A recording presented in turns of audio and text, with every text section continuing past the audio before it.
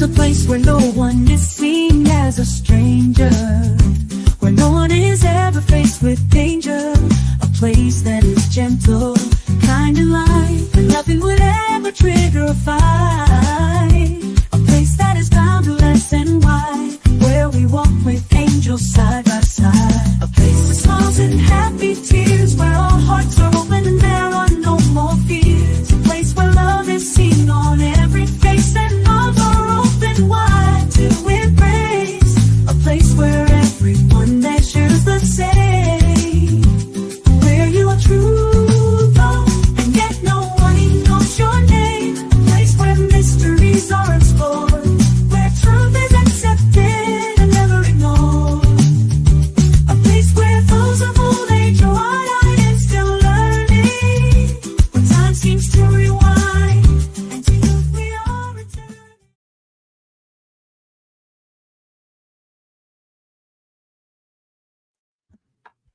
Hello, Pastor Norma. Well, hello to you two beautiful, wonderful beings. Well, thank you so much. Call me a bee. Uh, Being. Beings. The being. Did you enjoy your birthday? I sure enough did, especially when this was sitting on the porch. Look, look. What is it? He got his book. Oh. It came yesterday evening. Oh, shucks. Thank y'all so very much. You're welcome. You're so welcome. Let me see who's here in the house with us today. Hey, my sister, my brother-in-law. I meant to call you sister, and I got distracted, sweetie pie. But she texted me today to tell me she loved me. So anyway, for those of you who haven't joined us before and you don't know who this young man is with us, this is Pastor Norman. He's in South Carolina, has a ministry there called Bold Ministries, and we are the Sawyers. And we have our ministry here in North Carolina. So we've been online ever since the pandemic. Yeah, ever since COVID. 2020. Yeah, and that's when you really got online, and you still having in-person services, but he's been online as well. Are you yawning? Oh, he just got up from a nap, so he should be okay. Hey, Kathy. Hey, Sylvie. How you doing, darling? Hey, Sandra. And there's Sister Pearl. Hey, sweetheart. John Grease is in the house. And all of the rest of you lovely stuff, lovely, lively stones out there. Thank you for coming in to join us and being with us today. And hope you had a good day. Weather here is pretty nice today, Pastor Norman. How's it in South Carolina? Up until maybe around 12 or 1, it got hot. Yeah, well, it's been cool here and balmy all day. Just a little bit of breeze blowing, and it's been really, really nice. I've enjoyed it. I haven't been out a lot, but a little bit of time we went out, it was nice out there. Dad was out there in the garage sewing most of the day. Yeah. He does it with the garage door open, so people come by and they wave at him. They come to Santa's workshop. Yeah, I guess so. Yeah. Santa's building for this coming holiday. Well, what did you preach on Sunday? I talked about the difference between hype and faith. Oh, okay. Yeah, the difference. That's an interesting subject there, boy. Yeah. Yeah. It turned out very interesting. Really, I'm trying to encourage people who are going through many trials and tribulations to kind of remain in faith. Again, according to biblical writings, once again, everything, most of, well, not most, but some of the things that actually manifest in our lives is according to our faith. And so I heard, as I was rising Sunday morning, I heard this in me literally, and I had to really start researching right then and there, that there are many people that's caught up in hype and not walking in faith, and so forth. And so I began to do research, and so there were several key points to show the contrast between people that's caught up in hype and those that's really walking in faith. Hype is stimulated by external factors, whereas faith comes from inner conviction. And Okay. so, yes, I was Mhm. talking about how when you walk in hype, it's a short-lived excitement, and oftentimes it leads people to the place of disappointment when something that they got hyped up about didn't actually happen. And so now they're disappointed, frustrated. Whereas faith, we surrender to knowing that there's a higher power. There are things that we can change, and there's things that we cannot change, but we just surrender to it and we remain in faith. That's good. That's good. Well, you know, you're going back to some basic things for people, and I have to say, at this time in our lives in this country, well, this not just this country, but this world is it's very needed to have some basic level of faith. And I have to admit that the things that are happening now is just kind of left me numb. Mhm. Kind of left me numb.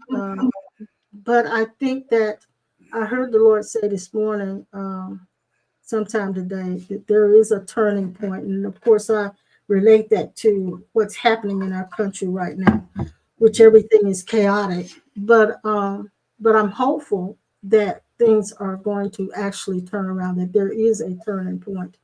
Um, I wanted to mention this. I didn't know, for those of you who haven't ever heard of Fred Price, you've heard of Fred Price. I know, Pastor Norm, you have. Of course, we But grew up with for Christ. those of you who have not heard of Fred Price, Oh, listen to it. he's no longer in the earth plane, but his spirit is still very much alive. And he did a series on, uh, I can't remember when he did this series, but it's called Race, Religion, and Racism. And he did it because he had watched the division in the church, but specifically in the church.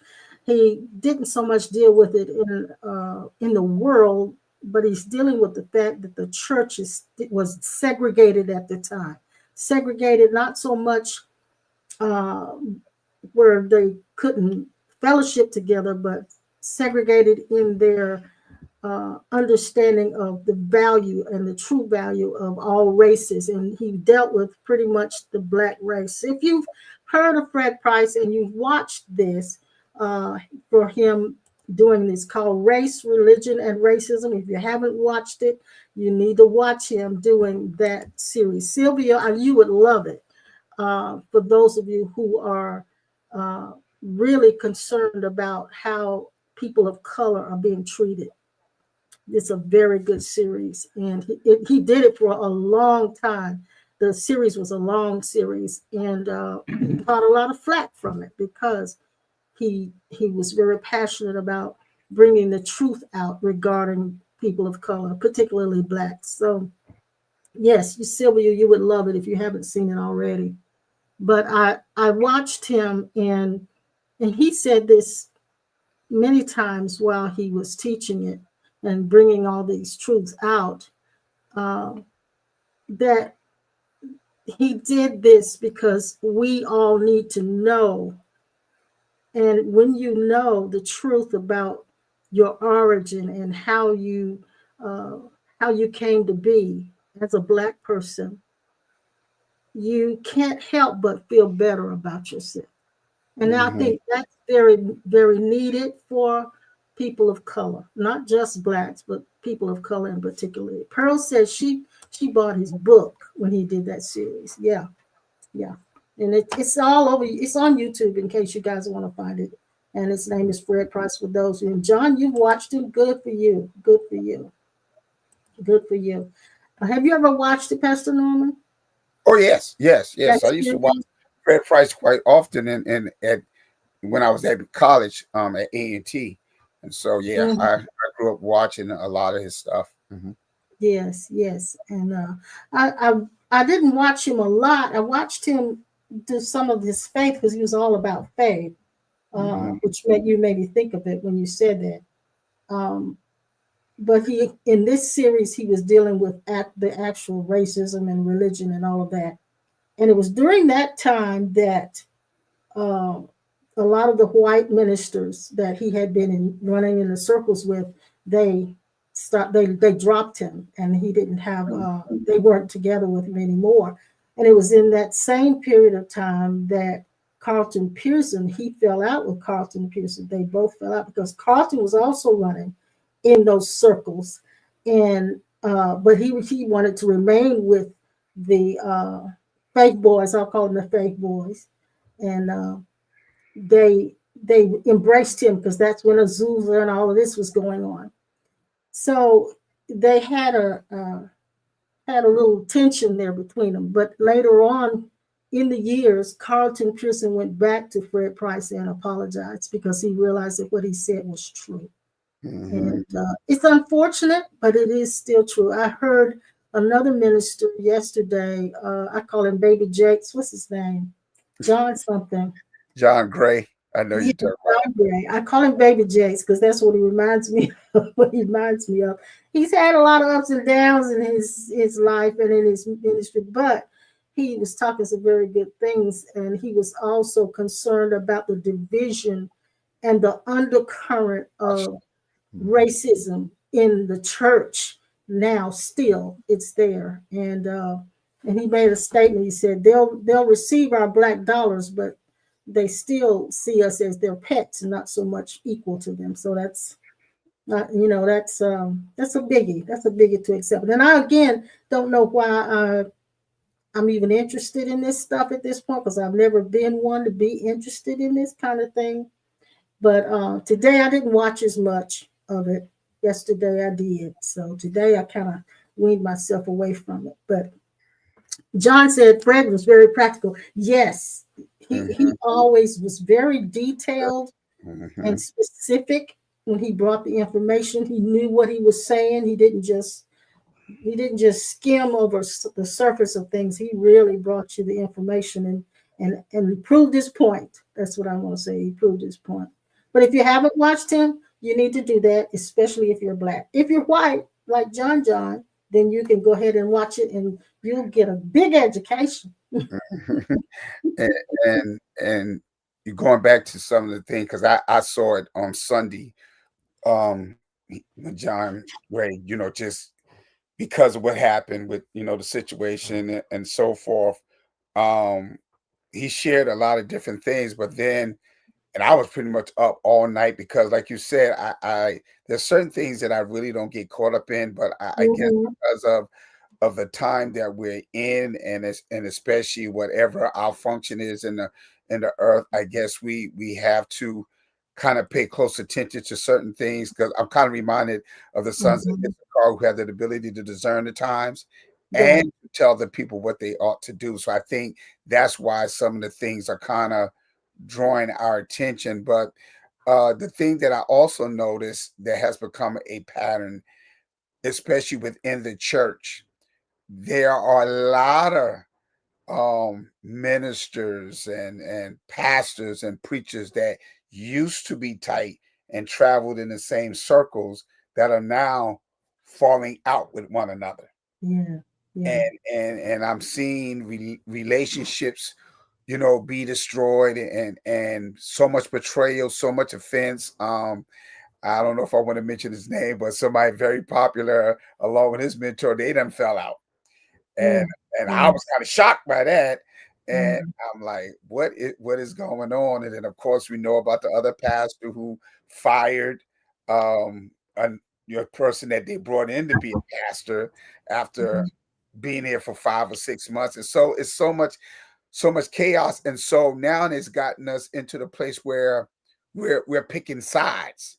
And I'm noticing that there are some that's for one of the leaders, and then they turn on that leader, and now they join up with this leader, and that should not be. And so I thought about the message which you shared several weeks ago on this platform, when we was talking about love, and we was talking about agape love, and where you said, if we be honest with ourselves, who actually ever experienced or even given agape love? I don't think we really, I'll say this way. If we really had the true insight and revelation of it, then we will all experience it. Yeah, I believe that too. I do believe that. And because we've never been exposed to unconditional love. The love that we've usually experienced is familial love with our families, basically, or our friends, and that's all conditional because uh, you had to, what's the word I'm looking for? Conform in order to be accepted in your family and with your friends. You had to conform to things that they expected of you to a degree.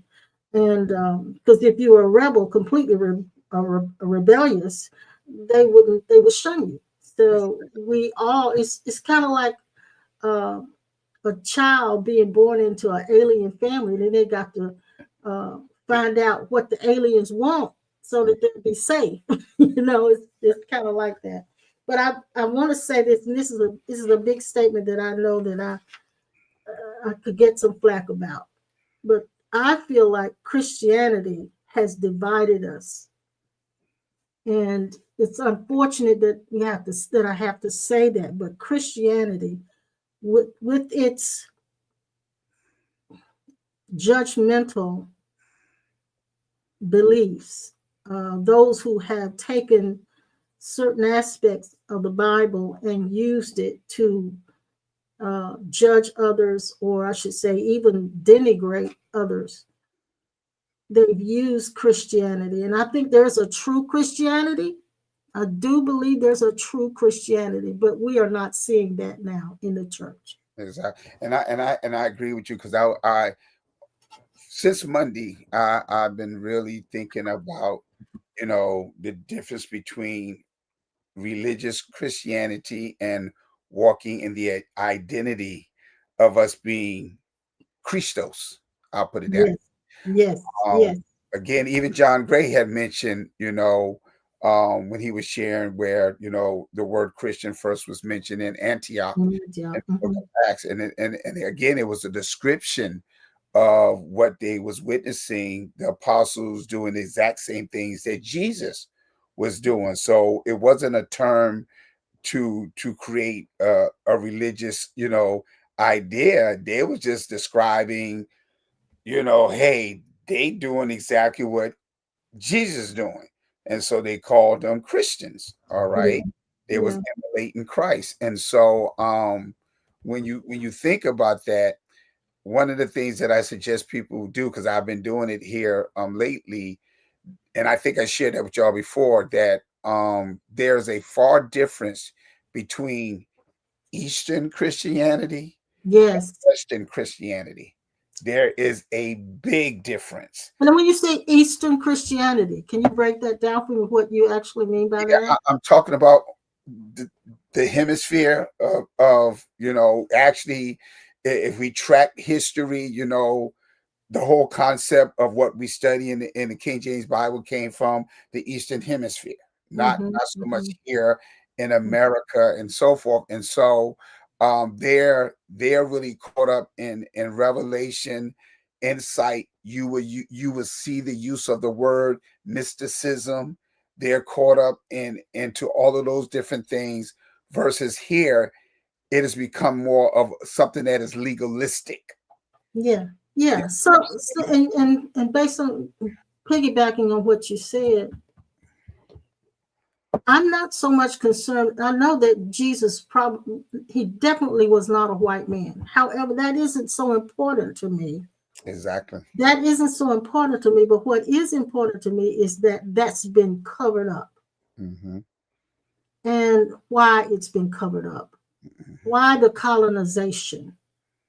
Why the hiding of truth has been presented to us? We've all been lied to, Mm-hmm.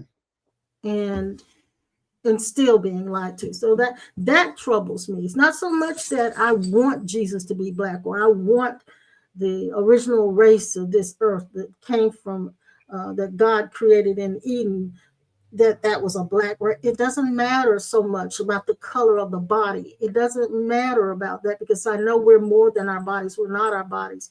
But what does matter is that it's all been covered up, so Exactly. that people who have darker skin would not feel equal, and that bothers me. And And I'm glad you said that because, like I said, I was up until probably 12, 1 o'clock on Sunday, into Monday morning, and to hear the different statements that were made from, and I'll say majority of political leaders, that it just shows how that they have lost their humanity, literally. And I'm gonna say, because I'm shocked, especially by one of the, and I'm gonna say, the female politician who I had the pleasure of meeting, shaking her hand, everything, and to hear her say what she said. She's totally changed since she's been in the arena of politics. But her to say that the Democrats had something to do with the assassination of Kirk, that is sad. Yeah, they're playing the blame, and they're playing the blame game, but they're also using this to politicize the whole thing. Exactly. So it's unfortunate, but I do believe that it's going to come to a head. I'm going to just put what I saw John say this, and it's already on the screen, but it says he sees Jesus as a gray man. A gray man, and I want to mention that when we saw Jesus, what? Great. A gray man. Yeah, I want to mention that when we saw Jesus together, we did have the privilege of seeing Jesus. He had a color that was no color that we've ever seen. It wasn't white, wasn't black, but it was white and it was black. It was all colors. It was all colors. It was a color we never seen, and I can't even describe it. But I like what John said, and one of the things that John says is very critical, because what's happening in our political arena and in our country right now is there is either a black or a white, and I'm not talking about race. I'm not talking about colors of bodies. I'm talking about the issues are either a black or a white, and there's no in between. They're not addressing any of the gray areas, and there's so many gray areas, so many in this world. And the reason why I brought that situation up with her, because see, that particular party, they claim to build their ideology off of Christian belief, Christian principle. Yeah, and that's the that is true. Mm-hmm. That is not true. If you're following the essence and the nature and identity of Christ, the things that you are doing and making bad assumptions and judgments out of emotionalism. Yes. And so, of course, I'm totally against any a thing like that. But see, they're going back during a time where they took Christianity and they use it as a crusade to go to war. Yes. And like talking about colonize. And so, see, that's the mindset that they're in. They're not in the mindset of walking in the love of Christ and so forth. Yes. Sylvia, I agree with Sylvia's truth of who we are causes, to hide that truth causes fear in the system. And I'm not sure if you mean to say that the truth of who we are causes fear, or knowing the truth of not knowing the truth of who we are causes fear. I want you to clear it up for me so I know exactly what you mean, Sylvia. She said, when we know we are power-filled, we cannot be controlled. And I think that I know that when we know who we are, we never allow ourselves to be controlled. However,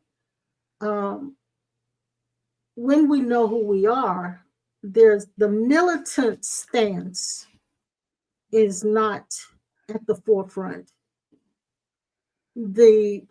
For myself, now I'm speaking specifically for myself, and you guys can speak for yourselves. I'm not in fight mode. No. I'm not in fight mode at all. I want to see clearly what's happening and where to go from here, how to adapt, how to navigate, and how to cope. because it may not change anytime soon. So that's the mode I'm in. I'm not in a militant mode. However, I am more so in a protective mode because I realize now, and one of my neighbors said this to me today. She was talking about the fair always comes here in North Carolina in October. And she said, this is not the time to go to the fair. Now, this is a white neighbor. She said, this is not the time to go to the fair. And she's probably right. I'm But glad you you said don't that. know what will happen That if makes you sense. went. Yeah. That Yeah. makes sense. Yep. Yes, it does. It does. It makes a lot of sense. And I had normally our family kind of gets together to go to the fair in October, and we go. But I'm kind of second guessing that right now. Thinking really hard about maybe not doing that this year because of the climate of our country. And so, anyway, John says if you take a lot of colors and mix them together, it will come out a light gray or tan. Well, actually, John, if you take them and put them all together, it comes out black. Right. Exactly. It does. All of it comes out black. In fact, if you mix green, I think it's green and orange together, it comes out brown. And then, yeah. So, yeah. But And if I you think mix all Jesus, of them, it yeah. comes back. Yeah. Yeah, whatever color Jesus was, it wasn't one we've seen here. It was everyone that we've seen here. I don't know how it could be both, but it is. And Sylvia said, when we know who we are spiritually, we cannot be controlled. That's right. This causes the fear in the system. Yes, in the system. And I think that's what's happening. I do believe. I do believe that. I heard one news reporter who got fired recently, Joy Reid, and she said, why are you so angry? She said, you got everything. You have the house, you have the White House, you've taken away this, you've taken away that, you've taken away this, DEI is gone, everything's gone. Why are you so angry? Well, You have control of everything. Everything that's happening is because that's what you chose. So I agree with her. now I can answer that anger part because if you watch, of course, we know a lot of it is ego. But when you got everything, and for example, Elon Musk is not even the richest man in the world anymore. Somebody else that took that spot. But the thing is, when you have almost everything and you're never to the place of being content because of loss of identity, not knowing who your authentic self is, you crave for more. And so what they start craving for is for power. And so they're at the stage now of power where I want you to bow down to me like Nebuchadnezzar. That is where some of these leaders, especially the head one, wants people to bow down because whatever happened again, we can agree to not disagree. Yes. You're looking for people to be loyal to you and change their ideology to fit what you think they should fit or do what you think they should do. And if they don't, now you want them gone. You want them in prison. You sending the National Guard after them and all of this different stuff and so forth, all because you're now seeking for power. You want to be a dictator, authoritarian. That's all that is. And we know that's the goal of what's happening. But I had a moment when I was so tickled about. I had to laugh. It was so funny. And this was during the time that they were finding the suspect that assassinated Charlie Kirk, and Kash Patel was standing behind the Utah governor. And Kash Patel, our FBI. He was standing behind the Utah governor, and the Utah governor said he had prayed for 33 hours that it wouldn't be one of theirs, that it would be somebody from another country or out of another state. It wouldn't be one of them. He literally said he prayed 33 hours. And of course, there are videos online of people praying about, God, please let it be a man that's colored. Let it be a man. So it's really strange when he said he wanted to be from another country. Kash Patel, he looked, his eyes went, because he's Indian. He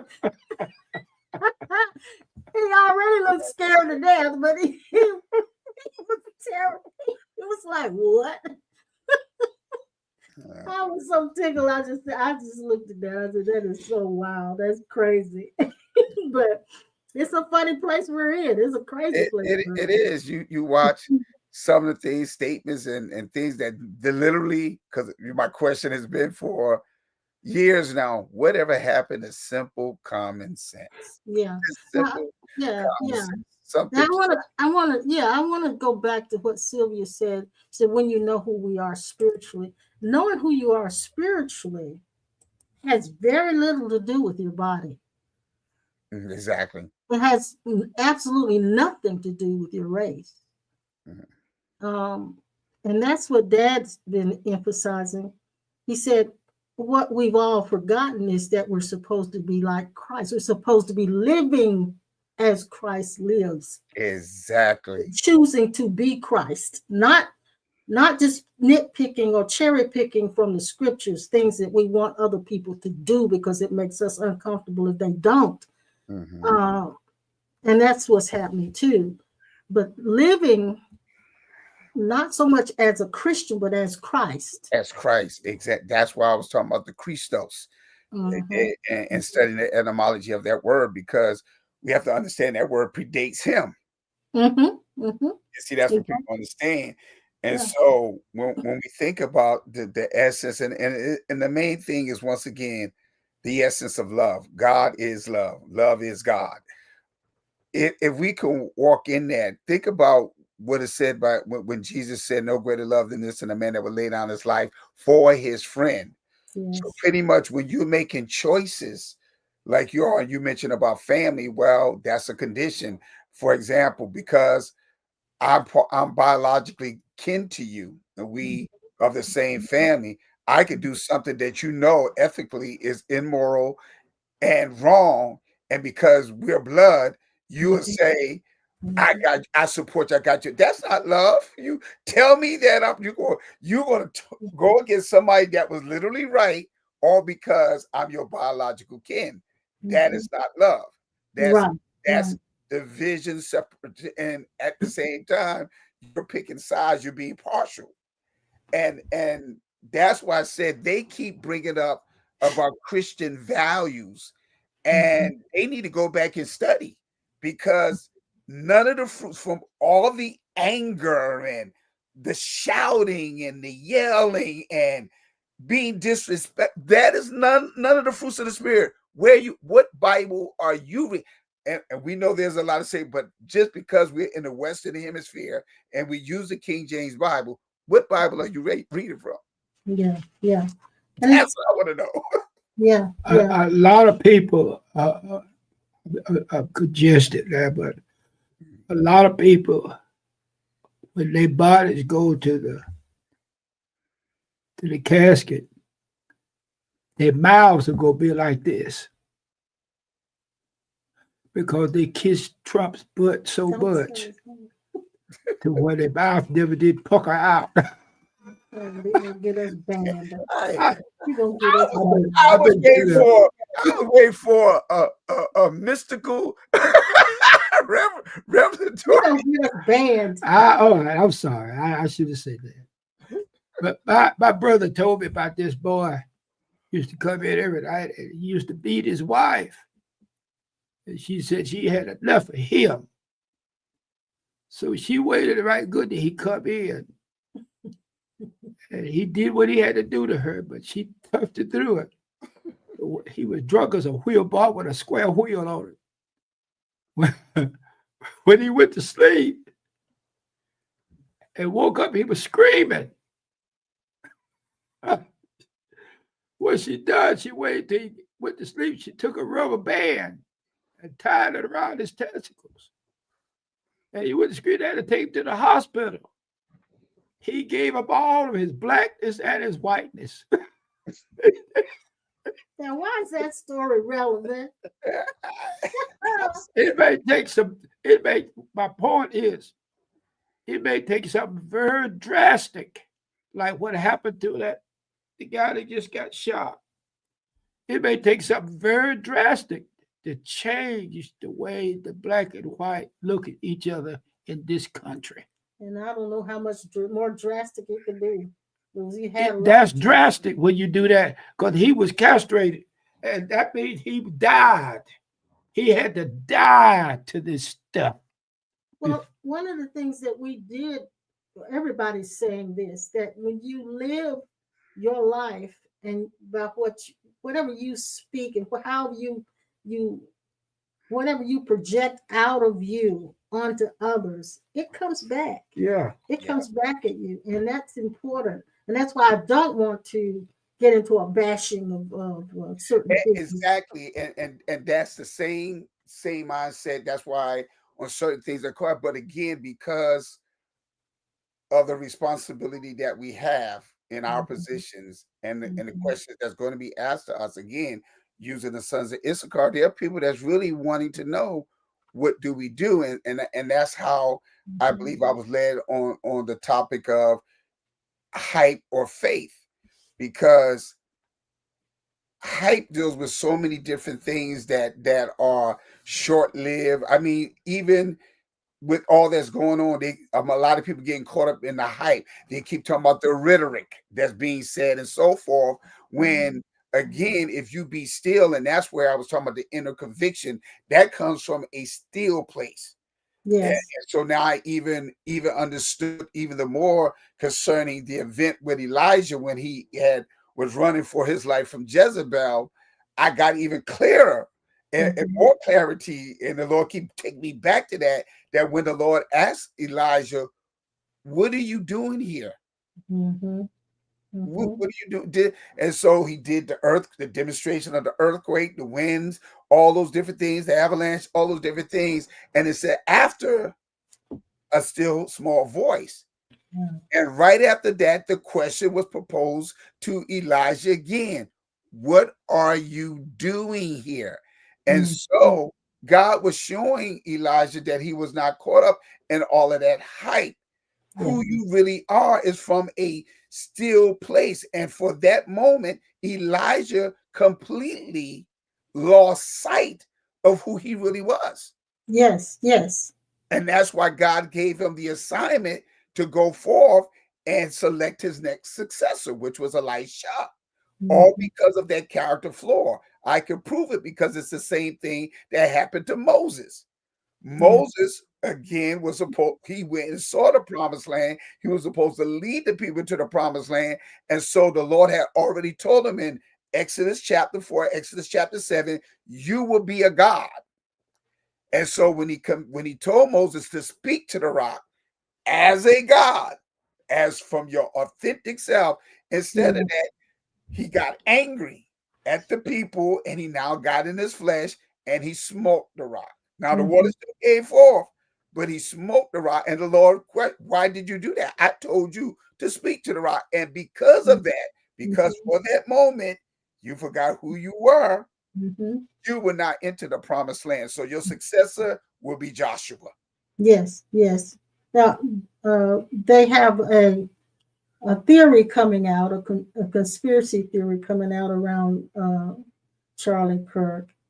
They're saying now, and I don't know if it's true or not true, but they're saying that because he was rubbing elbows with some of the billionaires, that he had made one of them angry. And it was because he was beginning to question some of the things that he was saying. And they got angry with him. And so now there's the theory going around that they may have had him assassinated. Exactly. So it's possible.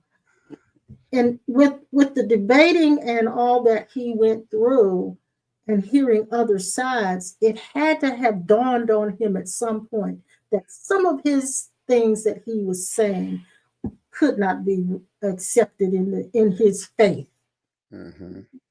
It wasn't appropriate for his faith and what he claimed to be.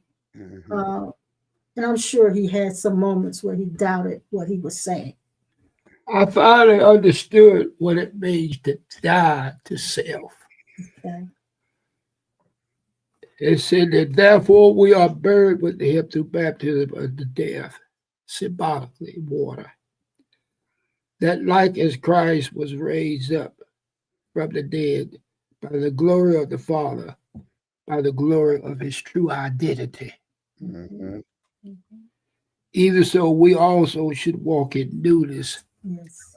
of our non-racial identity. Yes. Yes. And that is not going to take place in this earth. It will take place and it is taking place as we speak in consciousness. But there will come a time when all of us will wake up and see that the true Christ is neither black nor white. Yes. Exactly. Oh, yes. Yes. Exactly. He is the color, but I saw him in person.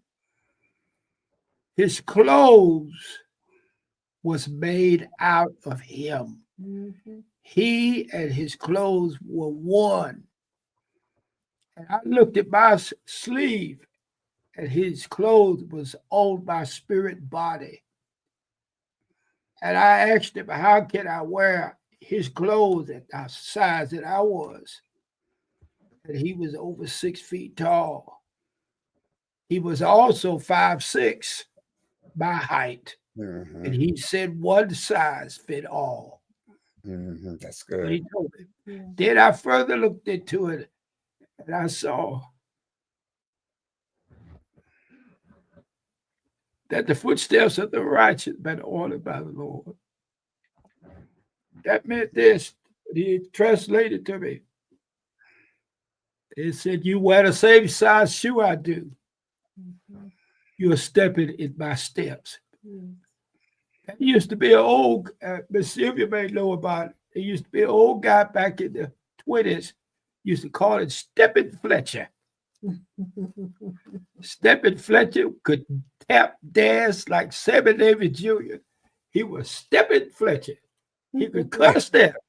And in the old days in the country, if you couldn't cut a step, you couldn't eat. I saw my grandmother go in the kitchen before she got through the door. She had to cut a step.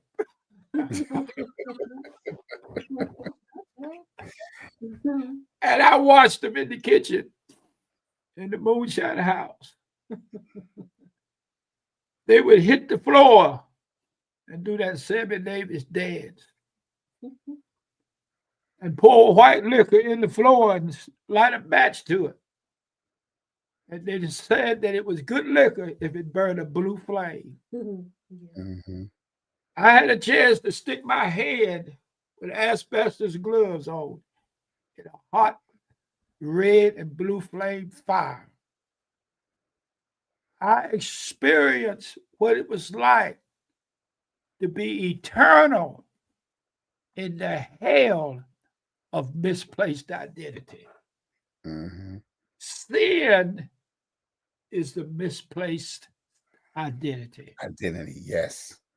Sin is the separation between countries, states, streets, addresses, houses, and cars. I drive this, you drive that. I'm gonna get me one like that one. I live with one of the meanest men in Winston-Salem. That was the man that came to my house over in the morning, 3 and 4 o'clock. His name was Mr. Cradle. He was a white man.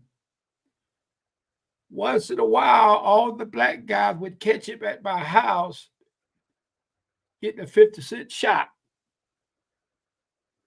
But they looked at him like he was a spot on a black floor. But he didn't pay that any attention because his liquor spoke louder than the color skin. Mr. Crater would knock on the window and wake my uncle up, and he had to go out in the field and find his stash. And he would sit in the kitchen with my uncle and drink till almost daybreak, drunk, and then he would leave. He was the only white man during that time on Cherry Street in Winston-Salem that would come to my house. And everybody took him as part of the moonshine house. I didn't quite understand all. I didn't quite understand all of that till I got older. Mhm. Mhm. I I lived in a family that would not buy insurance from a white man. From a white man. I mean, I'm sorry, from a black man, Mhm. because Oh, all that was black in our people, family too. That was yeah, in- black people felt that black people didn't know how to sell insurance. They couldn't trust one another. Yeah. Good stuff. Mhm. Mhm. Our policies on my uncle was only $600. And he paid it all his life. Paid it all his life. And when he died, he didn't have but $600. Oh, I know They that. robbed him. I used to be an insurance man, and I had to convert a lot of people insurance that was paying from like the 50s, and it was only amount, like you said, $600. You done paid over $600, and now you carry this, had this policy for, and one thing about the older people, they meant knew- business to they settle knew the to get it. insurance now. Yeah, they did. Hey man, you better come get that premium from That's from right. them and stuff. Right. But again, I I- had to show yeah. them you needed to convert that because you Yeah. ain't getting no money. I tell you something funny. My dad, the insurance men used to come collect at the house.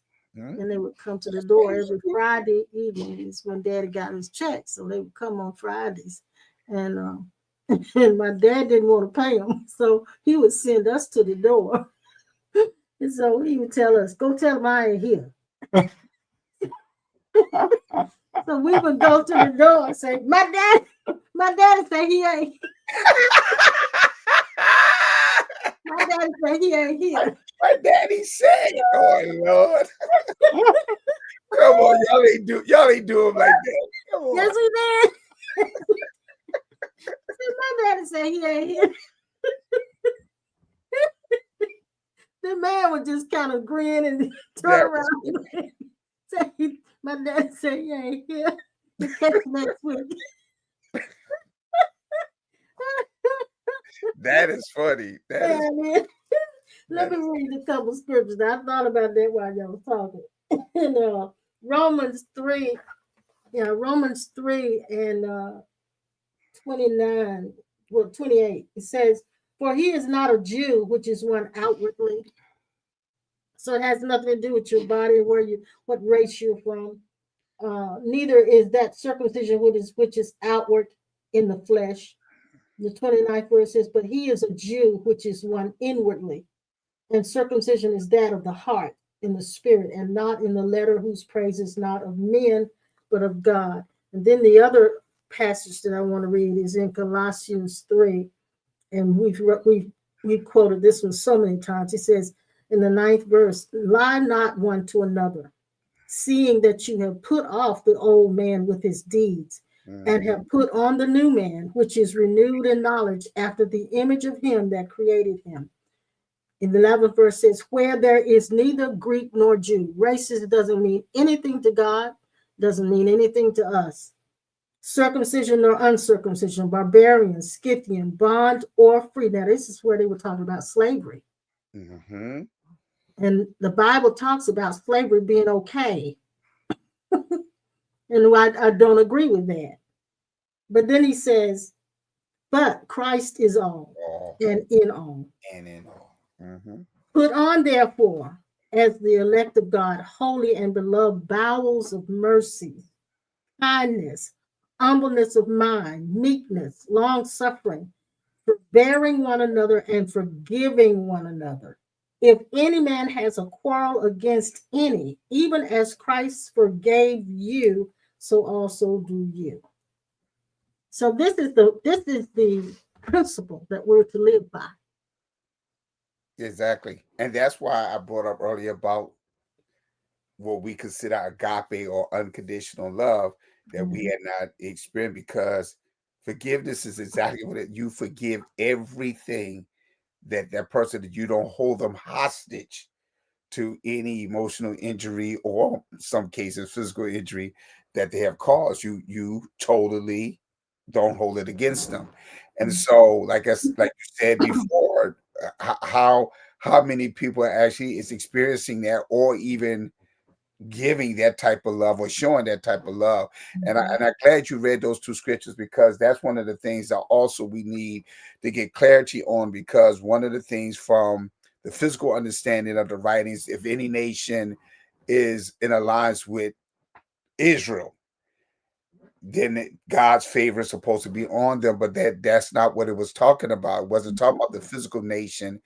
Again, when you hear about New Jerusalem and so forth, all that again is metaphoric concerning, again, his people all together as one. And so I'm glad you mentioned that, because there's so many people right now that are perplexed and kind of confused based off of that particular situation in the Middle East. Why they keep, doing this or whatever. And it baffles me, because before that all started, I remember sharing with a gentleman that was in the National Guard with me when we was in the military together. And, when we be in the gym, everybody want to flock to me, ask me all kind of questions about the Bible stuff. So they was talking about the end time. I said, because it's Bible prophecy, when the situation happened in Gaza, I told him, I said, when you see war break out in Gaza, that's going to be the beginning of everything. And sure enough, several months later, it happened. Yes. And I told him, I said, it's right there. And so people are having so many different questions concerning, because now everybody, well, that's supposed to be the holy nation. That's supposed to be, whatever. And they're just slaughtering people. You see what I'm saying? And it's sad, but now that you read that, everyone should have clarity that God is talking about those. He's using that as a metaphor concerning his people. So it's not a physical thing. He's talking about something far more and greater than the nation itself. Yeah. Yes. You cannot walk the spiritual walk switching back and forth from being black or white. The spiritual walk has nothing to do with when I go to church, I'm saved. I'm still saved when I get out. But I raise hell on the other side, then I have to repent and go back to church on the inside, because I begin. See, I used to have a lot of people come to my house. Them bootleggers, moonshiners could quote more scripture than Van Camp got pork and beans. That's why you heard a lot of religious sermons. Oh, Paul said. When I go to the factory, Paul said, John said, Joe Bill said. But they said, well, what did Jesus say? I don't know what he said, but Paul said.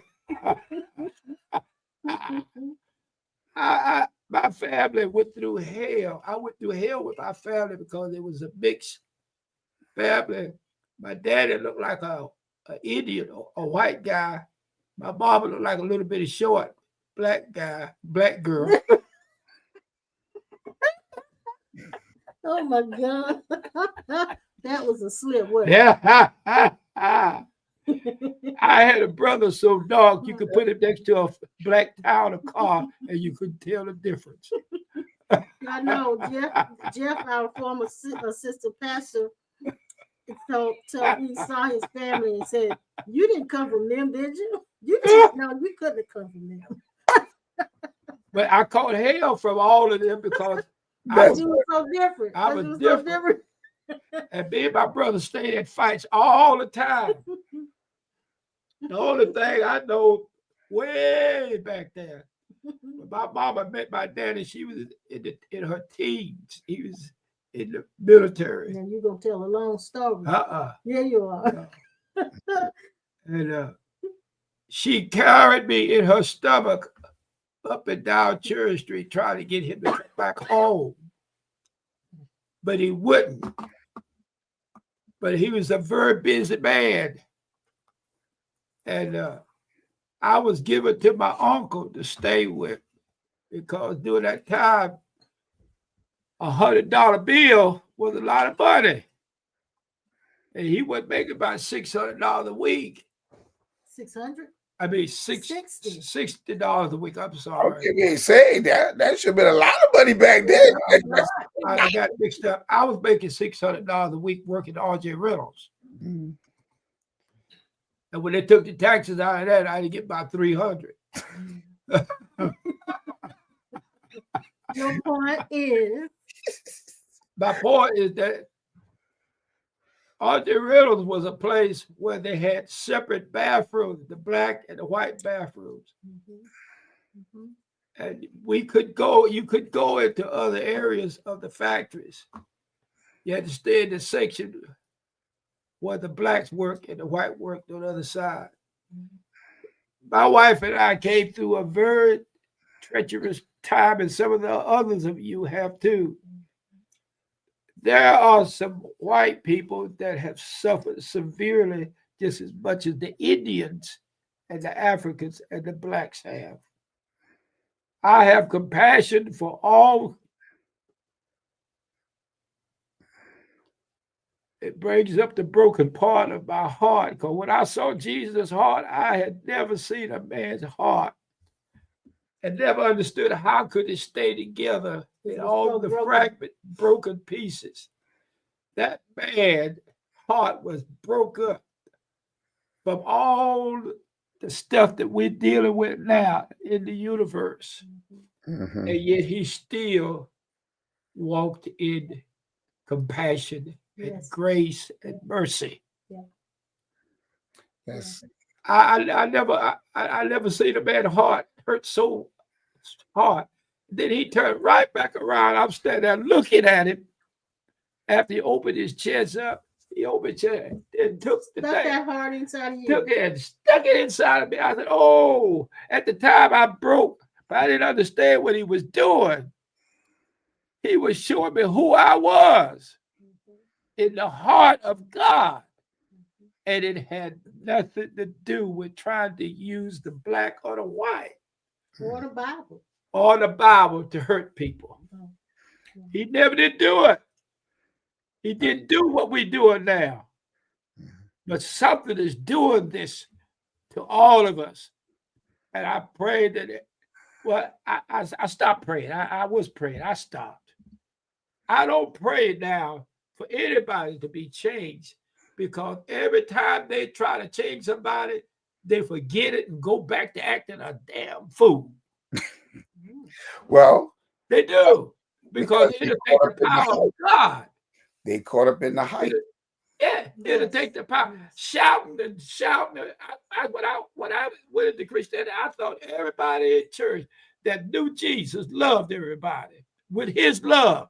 But they switched it back in. But you knew more about it than I I knew did. better because I had a family who Why did you tell me that? stayed in church, but they You should have told me. I but never they would have. still didn't have the heart of God. Not You should have told me. I never would have went to church. I stayed home. I didn't make you go to It church. wasn't no different at home. It wasn't no different home than it was in the church.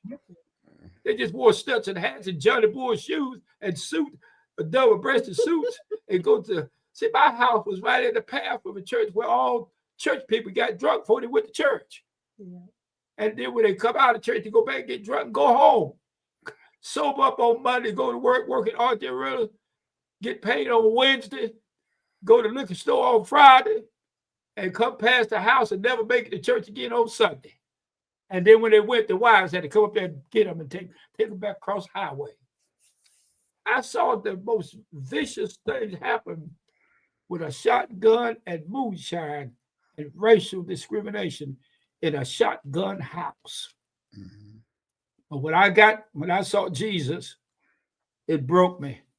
Mhm. It broke me. I've never seen any man. I've never seen anybody like him. But the heart of the eternal self. Mhm. That's the only part of us that's God. The eternal heart does not look at one man and have a comparison. There's no comparison in the heart of Jesus. And you also experience in that one event that y'all both experienced, showing his heart, because you mentioned about his heart being broken. Yes, But in a million pieces. what did he state when he read from the book of Isaiah? One thing he said, I am here to heal the brokenhearted. Yes. So he came to fulfill that assignment because he himself was carrying a broken heart. He was. I never seen it. I wondered when I looked at the red, the 5 colors of fire that burned his heart, burnt all the stuff in me.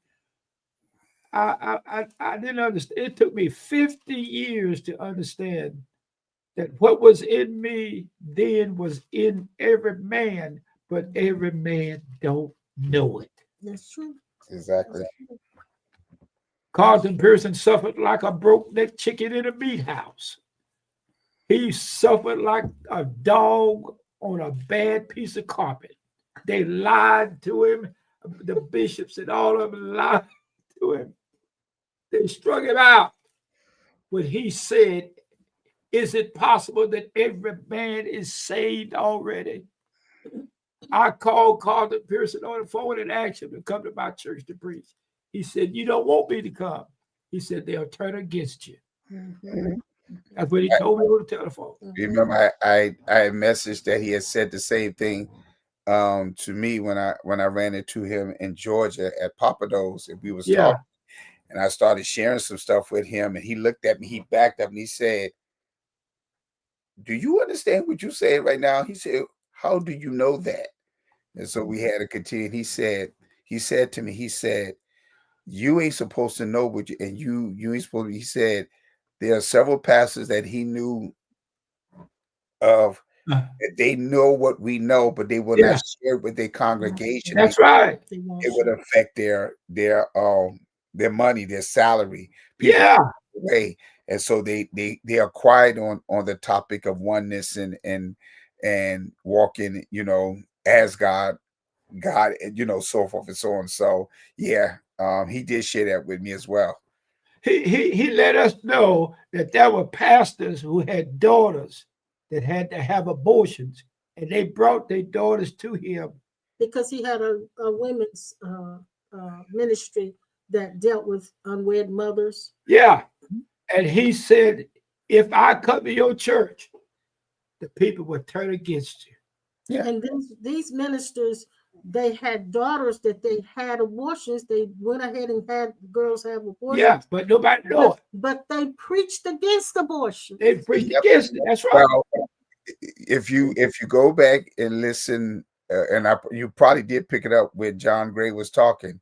He said, if I would share with you guys what really goes behind closed doors, with a lot of these pastors, your favorite pastor would no longer be your favorite person, and I'm gonna use the word personality, and so forth. And so I know that to be true because of certain things that I witnessed and experienced as well, especially my wife as well. Everything, that's why I said they're caught up in the hype. They don't even realize that a lot of people that they celebrate and they gravitate to are some of the biggest hypocrites that you can think of. When you go to these conferences and they have something for the VIPs after the conference, and you go behind another section where they have all of the VIPs go to, ain't nothing holy about it. That was ain't nothing holy about, and I'm telling you that. There. What's the guy that sung "We Fall Down"? What's his name? I can't think of his name. Oh, you're talking about Donnie McClurkin. Donnie McClurkin had a song that he did years ago that he sang with some other females that sang with him. It was about our blood. As long as our blood is red, or blood was red, and it goes back to what it says in Acts. He said that God made of one blood all nations of men to dwell on the face of the earth, and has determined the times to be appointed and the bounds of their habitation. So there is only one blood. We all bleed red. Exactly. I don't care what the color of your skin is. We all bleed red. It's just one blood. I just had that conversation with someone. I think that was Monday. That in the natural, okay, we cut ourselves. Every last one of us, blood is red. No, Yeah, ain't blue, red. for one, I ain't never seen nobody blood come out blue, green, any other color except something really wrong with them. All right. But we all so if we can understand that in the natural, why can't we understand in the spiritual that we all of the same spirit, the same exact breath, the same spirit? That's what we all are. And so, you know, even when it comes to the melanin in our skin, all right, again, common sense would tell you when you're in different, once again, environments or different climate and with the temperature and all that stuff, your melanin is going to be different than someone else. So I really, Sylvia put up the that proves that racism is a lack of knowledge, and that is true. But racism is a taught behavior. It is not something that is revealed to us. Someone they're being taught to be racist. That's true. That's true. When I check back of the history of the United States, the Statue of Liberty, and the White House, I'm riding along the street, and all of a sudden I slipped over that switch. I hit it accidentally, I guess. And I saw Jesus' face. While I was riding along, I saw tears drop out of his eyes and stop right at his cheek and suspended in midair. And in my research, I found out that there was an angel that caught his tears and put him in a bottle and took him into the heavenly realm and poured him in a book called the Book of Tears. Yeah. When I was in that archives, Hall of Record, I had a chance to look at the Book of Tears. His tears and everybody's tears in the universe. And that was Samadhi. Samadhi was there in the book. But when I looked at the pages, there was nothing on it. But all of a sudden, this is how I learned how to prophesy. I saw what was called the float up. And when the tears flowed up, they prophesied to me. They talked to me and told me everything that they went through in order to drip out of Jesus' eyes and every man's eyes. I saw it. I read the tears. I don't think people understand the magnitude when the scriptures make reference to the suffering of Christ. Because we always think it's dealing with the reference of the crucifixion and all that he went through. But no, it exceeds that. When we talk about if we suffer with him, he is not talking about the crucifixion. He's talking about even to the point of him giving up his true authentic self to take on another form to reveal to us who we are. Yes. And then even afterwards, the suffering. And so we got to understand through revelational insight that it's not just talking about the crucifixion. So it's about a whole lot more. That's right. And what Dad mentioned is his out of body experience. And Paul talked about being caught up to the third heaven, not knowing if he was in the body or out of the body. That out of body mystical experience is what you call samadhi. There's so many different stages of samadhi, which is an Eastern term, of course. Of a lot of the sages, particularly in India, they know about samadhi, and some of them even take it to the point where they can meditate and exit their body and die, just leave their bodies when they get ready and not come back. And see, and that when you say Eastern, that's why I put, because when we started, remember I was sharing about the difference between Eastern Christianity and Western Christianity. Yes, so that's their focus. They focus on actual encounters and experience in the supernatural realm. Yes, their focus is more on the spiritual aspect rather than the intellectual aspect. We in the West try to know God through our minds, and it's impossible. Nope. It's impossible. And we think once we get some knowledge, we know that we've got God, and just because we got the knowledge. But My it doesn't head, come from that. It doesn't come from that. my head did not ask to see Jesus 50 years ago in person. No, My heart did. our hearts did. Mm-hmm. And when he appeared to me that morning, looking in the mirror, put on that tie, I looked up at him. I saw him. This was an experience that I never thought that I would experience at 22 years of age. I saw Jesus in person. Mm-hmm. And it has been the theme ever since I've known you, Miss Sylvia, Leslie, all of you. It's been your set point, your reference set point. I have no other choice than to say, I've seen him, I know who he is, and I'm talking to him. Mm-hmm.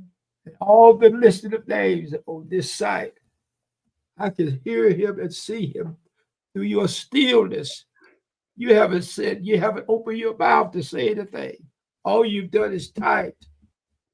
But I can hear Christ in your typing, speaking to my heart. Yeah.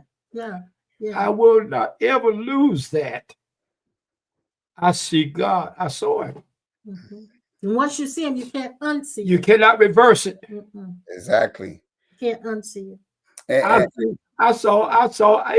even met the devil. Yes, we did. We both met Yes. Satan. Yes, we did. I don't know why we both experience these things together, but we do. And Satan. Look at most of y'all ministry. Yeah. I mean, I've been with y'all. Everything y'all done always was together. Uh-oh. Together.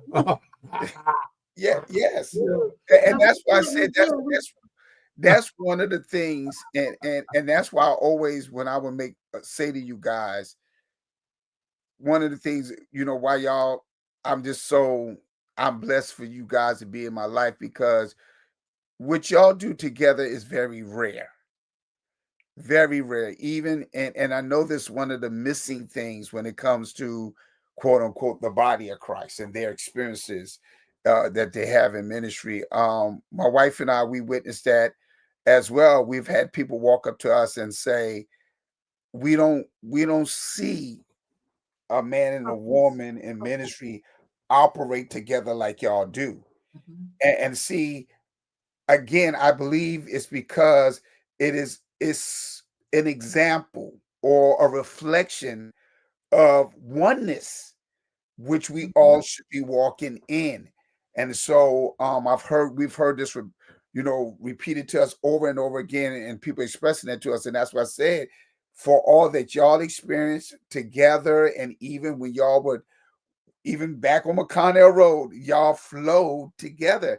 But just think, y'all was walking in oneness without even having a full awakening of understanding. It was effortless. But just think, Pastor Norman, God expands that 2 into 3 every Tuesday night. Yeah, right here. Every Tuesday night. Right here. It's the 3 of us. It's all of you guys listed on the side of this site. Yeah. That's it. So, I mean, it's easy. It comes naturally, doesn't it? It does. It does. That's all it says. And there's no competition. None. That's all it says. Walk in the light, the beautiful light. So where the dewdrop of mercy shine bright. Shine all around me from day and by night. Jesus Christ as us, the light of the world. Amen. Yes. Amen. You know, we've been on here an hour and 13 minutes. That quick. That's all. That's too fast. So, when it start getting good, it's always just now getting good. But we are the second coming of Christ. But like you come on a lot of times, Pastor Norman, you say we must have been right there when you were doing certain things, and we are saying the same. It comes natural because we really are one. One, exactly. We really are one. And those who type in, if they were on the screen, it would still be expanded to that. Expanded consciousness. It's the same one in all of us. I and my Father one. You can use that statement, expanded consciousness, in the Eastern Hemisphere, and they will receive it. Sure. Try that in these denominational churches. Yeah, because Yeah, it's too much like new age. Oh, they ready. Hey, they gonna give you your check for being here, and they gonna say we will not invite you back no more. Yeah, and I think that's why Dad and I are not. We don't really keep up with a lot of church stuff anymore, and we No. not really familiar with a lot of the ministers anymore. Even those that are real popular, we're not really familiar with them. But Leslie, NDE means near-death experiences. When I started studying near-death experiences, the first book when I was 22, it expanded into what we're talking about now. mm-hmm. If you study that well, there are some fakes, but there's some real in it. That's in everything. Yeah. Mm-hmm. It'll open your eyes to the true definition of eternal life. Mhm. Contrary to popular demands of what the translators gave for the definition of eternal life in the book. Mm-hmm. Mhm. Eternal life don't start and don't stop. You don't get it because you say you're saved, and you don't lose it because you're not saved. Right. It's a different story. A horse of a different color. That's what they said in Wizard of Oz. That was it. A horse of a different color. Yes, sir. Let me put up here how to give to Pastor Norman as well. We're going to get ready to take off here. Thank you guys for hanging in there with us, the endurance of this live stream. We look forward to being back with you on Sunday. Pastor Norman, as always, it's been a pleasure. It's been a pleasure. I enjoyed it. And we look forward to seeing you guys with us again. You got any more you want to say, Dad? You, Pastor Norman? We're going to take off here, young men and young women. We're going to take off, and we love you guys. See you later. See you. Turn around. Have a great one.